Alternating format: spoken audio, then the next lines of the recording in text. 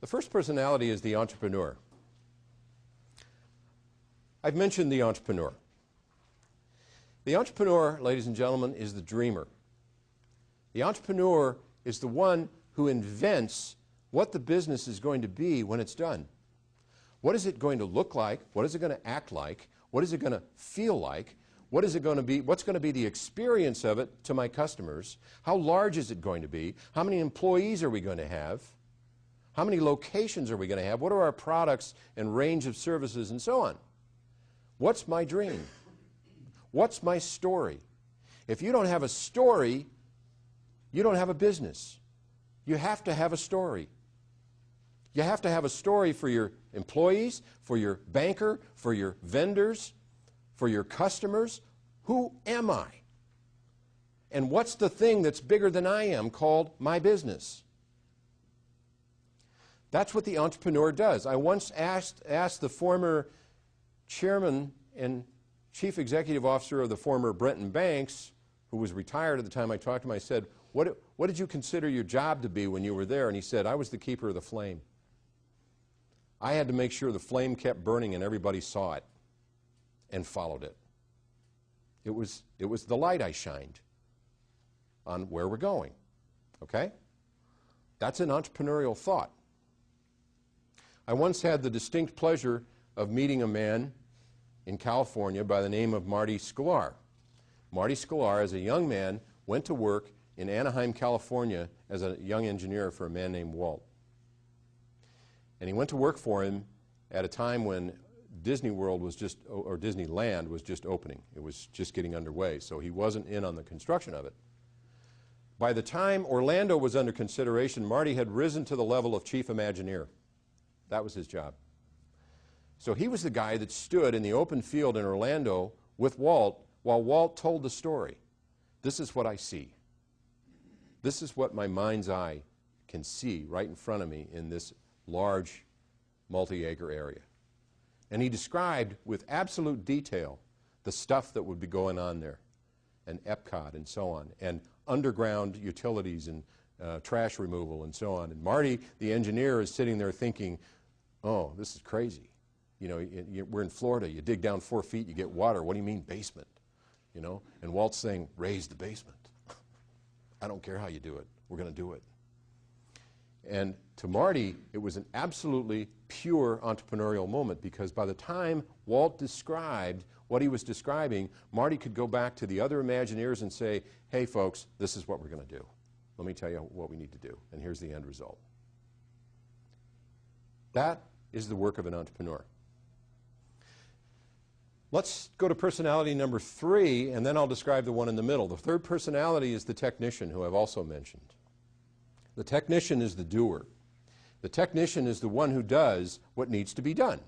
It's anything, not with a capital T, with a small t. It's called, you know, as I said, opening the doors, closing the doors, changing the light bulbs, making it, shipping it, taking the money to the bank, you know, finding new leads, selling, etc. Those are all doing things that have to happen in a business. They are the act that results from the vision. They're the reality of the vision, if you will. That's the job of the technician. So the technician is the doer. In the middle is the manager. The manager, ladies and gentlemen, is the enabler. The manager's job is not to do the work of the technician or to be the entrepreneur, but to figure out how to bridge the vision to the doing of it. How does work work? How do we make it work consistently and predictably at a profit so that we know it's turnkey? Now, when you think about how these three characters think, I want to begin with a premise, and the premise is no business, your business, no business I've ever seen has any chance of becoming great, of becoming world-class, of becoming extremely valuable unless all three of these personalities are in the business firing on all cylinders at the same time, alive and well. The vision's alive, the doing of everything is alive, consistently and predictably, and the manager is creating and innovating constantly on the way of doing the work and enabling it to happen. In other words, creating the intelligence of the business, if you will. turning the dream into intelligence, which in turn turns into action. So you think about how these three work, and the technician thinks of income and money as one thing. It's what I get to take home. It's my food. It's my rent. And I'm going to trade my time to do a certain kind of work for that money. The technician, when they think of money, has no concern about whether the business is going to make it or not. The manager looks at money and says, I've got to see money as profit. You can have all the revenue in the world and all the income in the world, but if you don't have a profit, you don't have a business. Time is a commodity to be managed. The less time we have to spend and the less money we have to spend on time, the better. Can we do it with something that doesn't need to take a nap? To put it crudely, right? And work shifts as well, because is there a different way that work can happen or that we can work in order to accomplish the vision consistently and predictably? So the nature of the work shifts. You've seen it happen over the last 20 years dramatically with the onset of information technology and so on. Work has shifted incredibly. And then there's the entrepreneur. The entrepreneur sees time, money, and work differently. The entrepreneur sees money as equity. Equity. An entrepreneur will eat mac and cheese as long as it takes to make it happen. Time is eternity to an entrepreneur, as long as it takes. And work is pure creation. It's pure innovation. Now, let's go back to my premise and imagine the small business getting started and accepting my premise.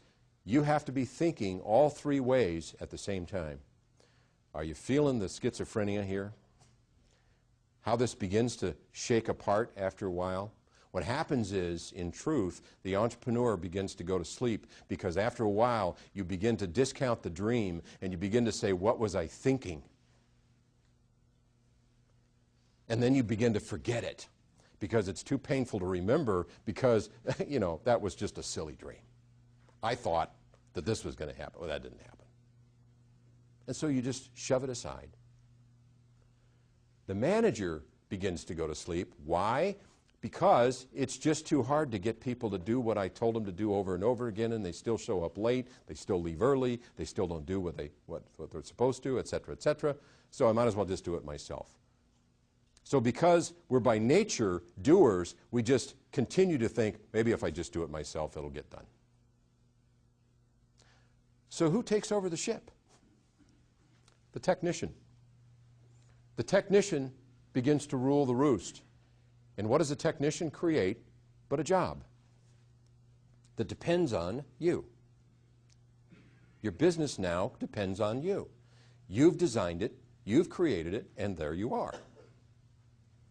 That has to change, obviously, unless you really like it that way. Most people I talk to really don't, if they're honest.